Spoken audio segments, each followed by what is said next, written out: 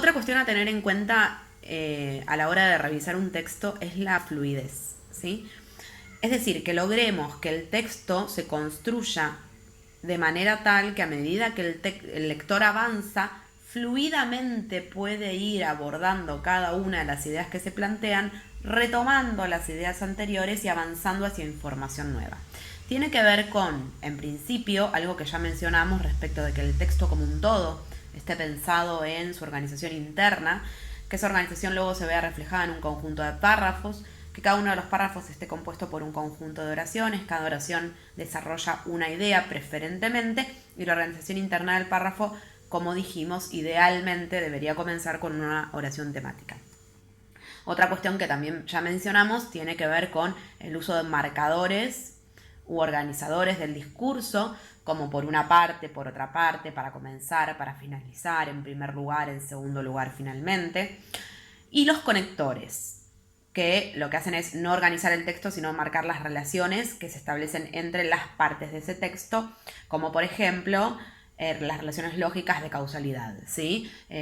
Por lo tanto, dado que, porque, pero también otros conectores como pero, sin embargo, aunque, además, también, etc.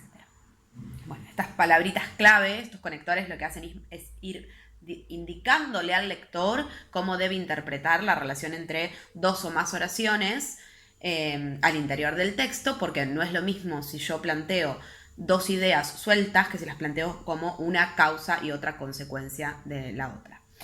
En este sentido, una cuestión, entonces decíamos, a tener en cuenta en la fluidez tiene que ver con todos estos temas, pero también con algo en lo que ahora sería bueno focalizar, que es la progresión temática, en el sentido de que cada una de las oraciones vaya aportando información nueva que descansa sobre la información vieja, porque ya la planteé en la oración anterior. Esto tiene que ver con que cada oración retome de algún modo, sin reiterar literalmente la información previa, y agregue algo más, algo nuevo, sume, aporte. Esto permite que el lector avance en el texto de una forma fluida.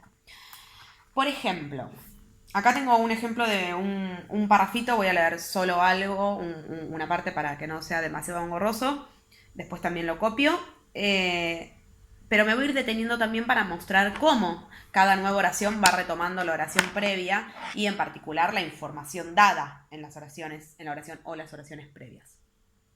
Aquí dice: el animismo es la tendencia a explicar la naturaleza en términos de creencias y deseos. Fíjense que esto es una oración temática, está definiendo qué es animismo puntualmente y lo está planteando como el tema, al ser la primera oración, el tema que se va a desarrollar en este párrafo.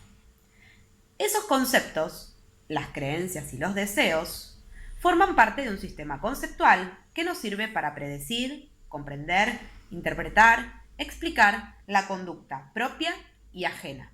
Es decir, fíjense cómo la segunda oración retoma los conceptos que estaban al final de la primera oración. La primera oración terminaba con en términos de creencias y deseos, y la segunda retoma y desarrolla esas dos palabras y esos dos conceptos, creencias y deseos.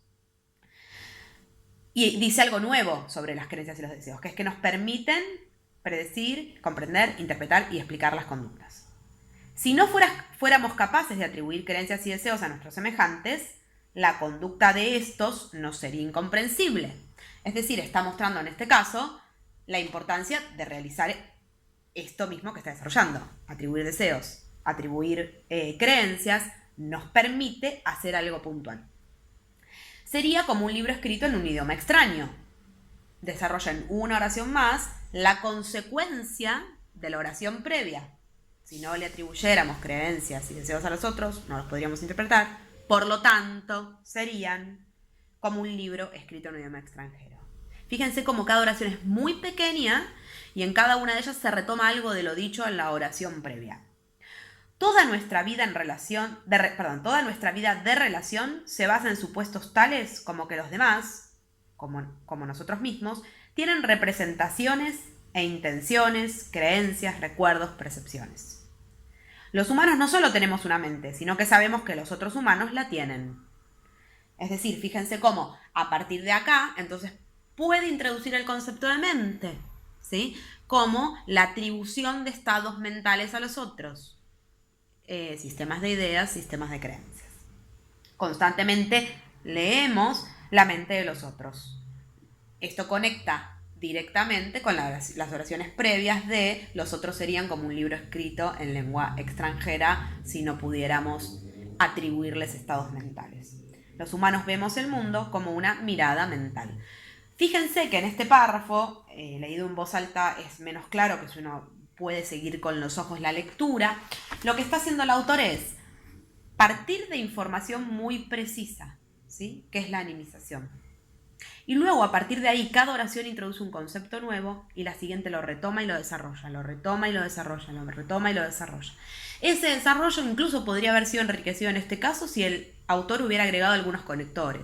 Por lo tanto, es decir, además, ¿sí? Podrían haber ayudado todavía un poco más. Pero lo importante es tener en cuenta esto, que muchas veces cuando construimos un párrafo, el párrafo no progresa y ahí esto es lo que quiere decir es que no, el lector todo el tiempo vuelve a decir lo mismo el lector cuando lee, todo el tiempo vuelve a comprender lo mismo dicho con otras palabras. Pero no hay más información que aquella que por ahí se anunció en la primera oración, en la primera y la segunda. Y por ahí son 6 oraciones en ese párrafo, ¿sí? Lo importante es que si ese párrafo va a tener 6 oraciones, esas 6 oraciones aporten información nueva. Otra manera de hacer esto es cuando utilizamos la estrategia de reformulación, que es una de las que planteamos como estrategias habituales, comunes y que deberían ser utilizadas en los textos explicativos, porque permiten parafrasear conceptos que son muy abstractos, complejos, definiciones, para hacerlas más concretas o más claras o más accesibles para el lector. Por ejemplo, en el texto que leyeron como fuente, el de Tenti Fanfani sobre autoridad docente, al inicio el autor dice: la autoridad del maestro, condición necesaria del aprendizaje, no existe como cualidad innata de un individuo, sino que se expresa en una relación. Punto.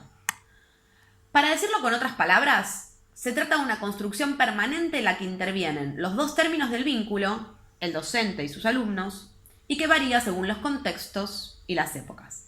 Fíjense que la segunda oración, son solo 2 oraciones, la segunda oración, al comenzar con para decirlo con otras palabras, lo que le está planteando al lector es: acá te voy a decir lo mismo que ya te dije en la primera, pero lo voy a desarrollar más, lo voy a plantear de otro modo. Es decir, te voy a dar más información de la que ya te di en la primera oración para que comprendas esa idea. Tal vez la primera oración, decir que la autoridad del maestro es una relación, o se expresa en una relación, es una idea muy abstracta, muy compleja de entender, porque uno no piensa la autoridad como una relación, piensa la autoridad como un atributo interno de un sujeto. Y Tenti Fanfani está viniendo a decir: no, ojo, es una relación. Con lo cual, en la segunda, lo que hace es desarrollar esa misma idea para que resulte más comprensible para el lector. Lo que hace ahí es sumar información nueva, es decir, hay una progresión del tema. Se apoya en lo ya dicho, no es innato, es producto de una relación, para agregar algo más. Es decir, habla de construcción permanente entre dos términos de un vínculo, aclara en este caso docente y alumno, y aclara, por lo tanto, que es dependiente del contexto y la época. Es decir, no es algo cristalizado, homogéneo para todo tiempo y lugar. Fíjense cómo en este caso también, en un párrafo muy breve, solo 2 oraciones, abordando un único tema muy pequeñito, que es definir autoridad docente y reformular esa definición, nuevamente vemos esto de plantear un tema como algo nuevo y en la oración siguiente retomarlo para decir algo más.